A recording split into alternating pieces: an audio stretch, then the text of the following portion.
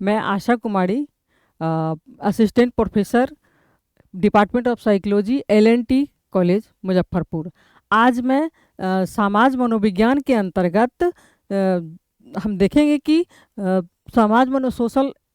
सामाजिक मनोविज्ञान में हमको आज पढ़ना है BA सेमेस्टर 2, MIC और MJC दोनों को पढ़ना है।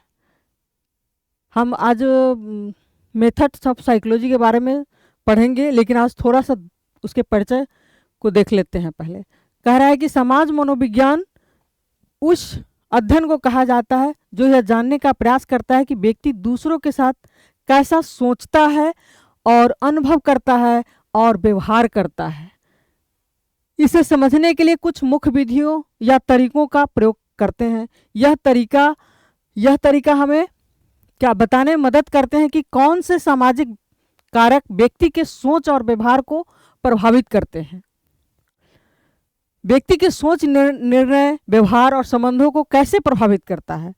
तो इसके लिए हम देखते हैं, एक उदाहरण के द्वारा हम लोग समझेंगे कि यदि कोई छात्र अकेले में शांत रहता है लेकिन दोस्तों के साथ खुलकर बोलता है, तो हम यह समझना चाहेंगे कि सामाजिक वातावरण उसके व्यवहार को कैसे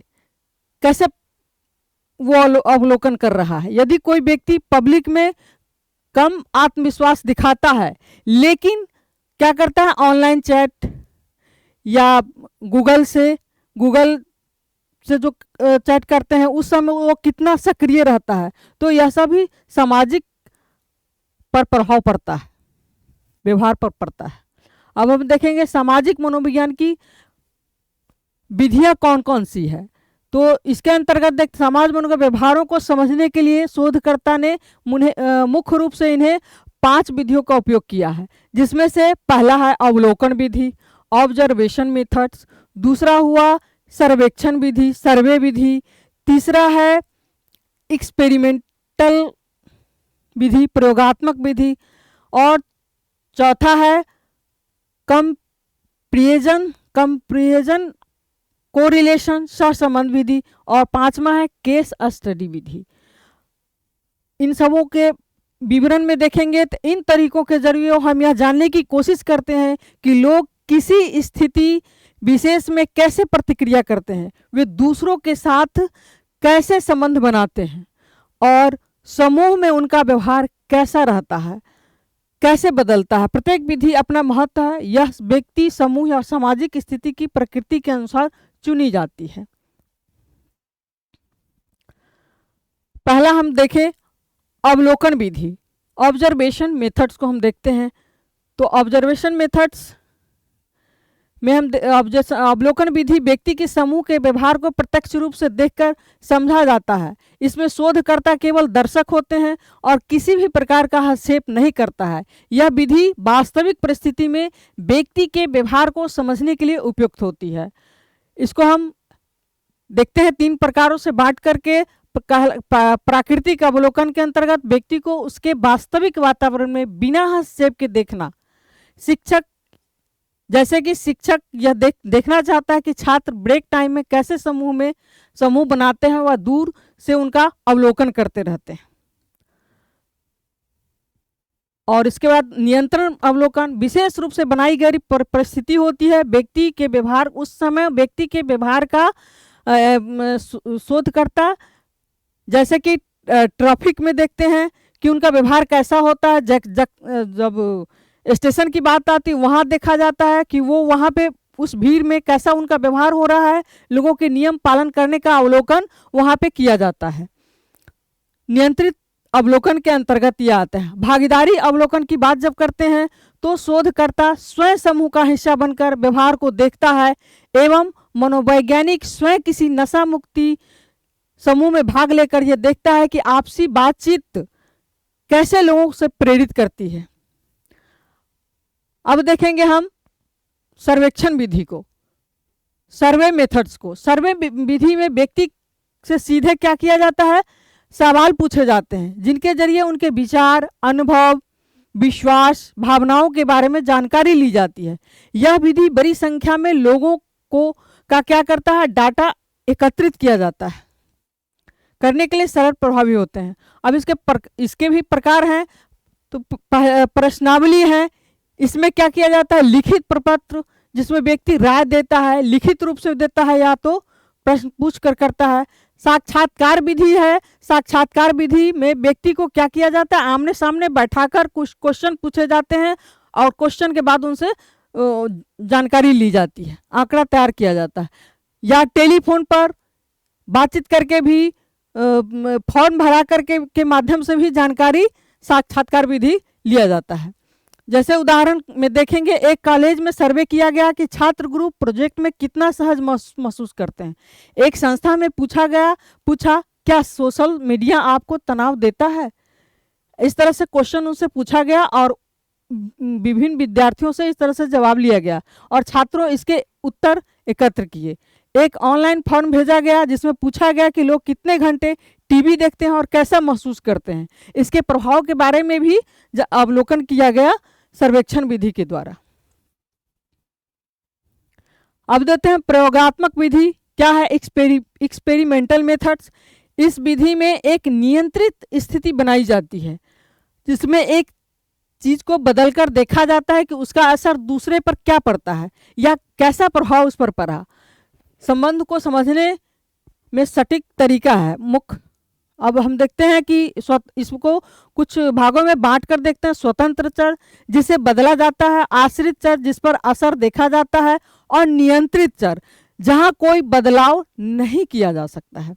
अब उदाहरण में देखते हैं, छात्रों को दो समूह में बांट कर देखा गया तो एक सकारात्मक शब्दों वाली फिल्म, जैसे कि एक सकारात्मक फिल्म दिखाई गई और दूसरे को सामान्य फिल्म, जनरल फिल्म दिखाई गई। उसके बाद उससे क्या किया गया, दोनों को बाद में बैठाकर क्वेश्चन किया गया और जो सकारात्मक वाले फिल्म दिखाई गई थी उनसे और जो असामान्य दिखाई गई थी बाद में उनके व्यवहार प्रतिक्रिया की तुलना की गई।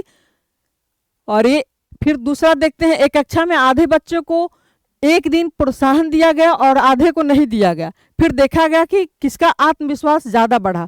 तो अगर हम वैसे भी देखते हैं, क्लास में जिस बच्चों पर ज़्यादा ध्यान दिया जाता है, प्रोत्साहन दिया जाता है, वो बच्चा सकारात्मक प्रवृत्ति के होते हैं और जिस पर नहीं किया जाता है वो उनका विचार निगेटिव होता है, आत्मविश्वास की उनमें कमी होती है। अब हम देखते हैं सहसंबंध विधि, कोरिलेशन मेथड्स। इस विधि में दो चीज़ों के बीच संबंध को समझा जाता है, कोरिलेट किया जाता है दोनों के बीच में। यह बतलाया जाता है कि जैसे जैसे एक चीज़ बढ़ती घटती है तो दूसरे पर क्या असर पड़ता है, लेकिन यह कारण नहीं बताती कि केवल संबंधों को दर्शाती है। सकारात्मक सहसंबंध दोनों चीज़ों के साथ बढ़ती है, जैसे पढ़ाई का समय और परीक्षा का अंक। अगर विद्यार्थी अधिक समय तक पढ़ेंगे, ध्यान दे करके पढ़ेंगे, तो निश्चित है कि उनका अंक, उनका मार्क्स अच्छा ही आएगा। और दूसरा रहा नकारात्मक संबंध, एक बढ़ती है तो दूसरी घटती है। जैसे मान लीजिए हम मोबाइल स्क्रीन टाइम और नींद, जैसे कि हम मोबाइल के साथ बहुत देर तक अपना समय बिता देते हैं तो स्वाभाविक सी बात है कि हमें नींद कम आती है। ये उदाहरण के द्वारा देखा गया है, अक्सर ऐसा होता है। एक अध्ययन में पाया गया कि छात्र अधिक व्यायाम करते हैं तो क्या होता है, वे कम तनाव महसूस करते हैं। एक स्कूल में देखा गया कि छात्र ज़्यादा दोस्त बनाते हैं, वे अधिक खुश रहते हैं। ये सही है। और यह भी देखा गया है कि अधिक सोशल मीडिया उपयोग करने वाले छात्र अधिक अकेलापन की महसूस की, क्योंकि वो अकेले में ही ज़्यादातर अपना समय व्यतीत करते हैं, इसलिए वो अकेला महसूस करते हैं। अब हम देखेंगे केस स्टडी विधि। यह विधि किसी एक व्यक्ति, समूह या घटना का गहराई से अध्ययन करती है। इसमें विस्तृत जानकारी एकत्र की जाती है, जैसे परिणाम, पृष्ठभूमि, सामाजिक जीवन, व्यवहारिक पैटर्न। यह उन मामलों में उपयोगी होती है जहां कोई विशेष समस्या हो या असामान्य व्यवहार देखा जाता है। इसको देखने के लिए एक छोटा सा उदाहरण लिया गया। एक छात्र को हमेशा कक्षा में अकेला बैठता था। उसके शिक्षक, अभिभावक और दोस्तों से जानकारी लेकर ये समझा गया कि वह बचपन में की अपेक्षा उसका शिकार, अगर उसके साथ ऐसा व्यवहार हो रहा है तो क्यों हो रहा है, तो उसके हम बैक हिस्ट्री में जाएंगे, उसका बैक सारा कुछ आंकड़ा इकट्ठा करेंगे, तब हमें पता चलेगा कि ये बच्चा आखिर में क्लास में ऐसा क्यों है। एक अपराधी केस स्टडी करके यह जाना गया कि उसके जीवन को कौन से अनुभवों और उसके व्यवहार को हिंसक बनाया। अगर हम बैक हिस्ट्री की केस अध्ययन की बात करते हैं तो अपराधी का अगर अध्ययन करते हैं तो हम देखते हैं कि ये अपराधी क्यों बना, बनने के पीछे क्या कारण था। उसका हम जब बैक हिस्ट्री लेते हैं तो पता चलता है कि इन कारणों से ये इतना आक्रामक व्यक्ति बन गए हैं, एक अपराधी व्यक्ति बन गए।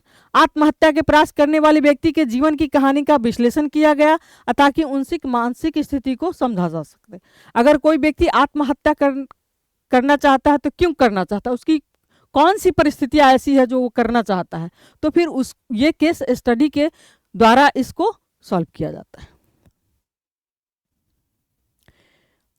अब इन तरीकों की कुछ सीमाएं हैं, उनके बारे में हम जानेंगे। अवलोकन विधि में शोधकर्ता की धारणा अक्सर डाल सकती है, इनकी कुछ सीमाएं हैं, उसके अंतर्गत ये हो सकता है। सर्वेक्षण में लोग झूठ बोलते हैं या सोसाइटी एक्सेप्टेबल जवाब दे सकते हैं।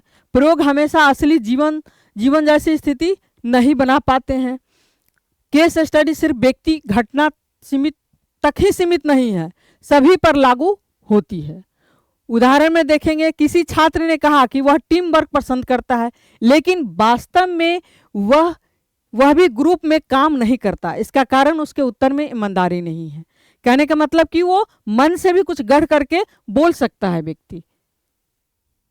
बस इन्हीं बातों के द्वारा हम समाप्त करते हैं। Thank you.